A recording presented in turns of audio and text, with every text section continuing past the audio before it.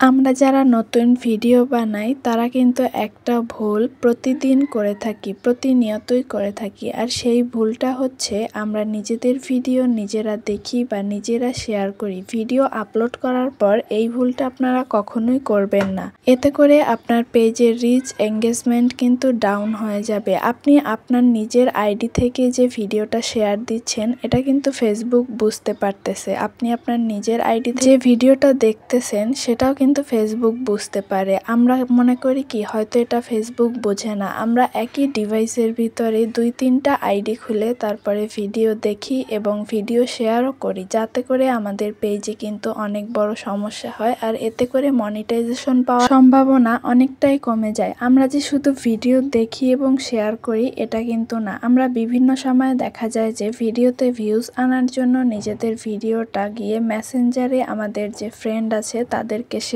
করি বা পেজের লিঙ্কও শেয়ার করি ফলো দেওয়ার জন্য। এটা কখনোই করা যাবে না। মনে রাখবেন মেসেঞ্জারটাও কিন্তু ফেসবুকেরই একটা অংশ। শুধু যে মেসেঞ্জার এমনটা কিন্তু না। অনেকে দেখেছি হোয়াটসঅ্যাপেও কিন্তু পেজের লিঙ্ক শেয়ার করে। এটাও করবেন না, কারণ আপনি যে আপনার ফেসবুক অ্যাকাউন্টটা ওপেন করেছেন সেটায় যে নাম্বারটা দিয়েছেন ওই নাম্বারটা দিয়ে যদি আপনার হোয়াটসঅ্যাপ খোলা থাকে তাহলে ওইটা দিয়ে কখনোই আপনার পেজের লিঙ্ক বা আপনার কোনো ভিডিও শেয়ার করবেন না। এতে করে সেটাও ফেসবুক বুঝে নেবে যে এটা আপনি নিজে থেকেই করছেন। আর এই জন্যই কিন্তু আপনার পেজে অনেক বড় সমস্যা হতে পারে। এরপর আরো কিছু কারণ থাকে। আমাদের যে পেজটা আছে ওই পেজে দেখবেন যখন আপনি আপনার পেজটা ওপেন করবেন, আপনার নিজের ভিডিও ছাড়ার পরে ওই পেজের ভিতরে ঢুকলে আপনার ভিডিওগুলো অটোমেটিক আপনার সামনে প্লে হয়ে যাচ্ছে। এটা অফ করে দিতে হবে। নয়তো বারবার যখন আপনি আপনার পেজের ভিতরে ঢুকবেন আপনার লাইক কমেন্ট এগুলো চেক করার জন্য, তখন বারবারই কিন্তু ওই ভিডিওগুলো অটো প্লে হবে, যার কারণে ফেসবুক মনে করবে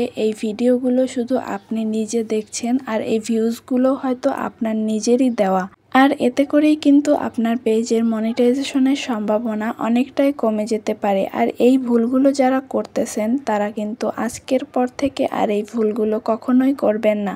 যদি আপনার পেজ থেকে ইনকাম করার ইচ্ছা থাকে তাহলে তো এই ভুলগুলো কখনোই করা যাবে না। এবার আসি ভিডিওতে মিউজিক লাগানোর ব্যাপারটা। অনেকেই আছে ভিডিওতে মিউজিক লাগালে ভিডিওটা শুনতে ভালো লাগে, দেখতে ভালো লাগে, যার কারণে অনেকেই কিন্তু একটা ভিডিও অনেক কষ্ট করে শ্যুট করে তারপর এডিট করে দিয়ে তারপরে হচ্ছে সেটায় মিউজিক অ্যাড করি।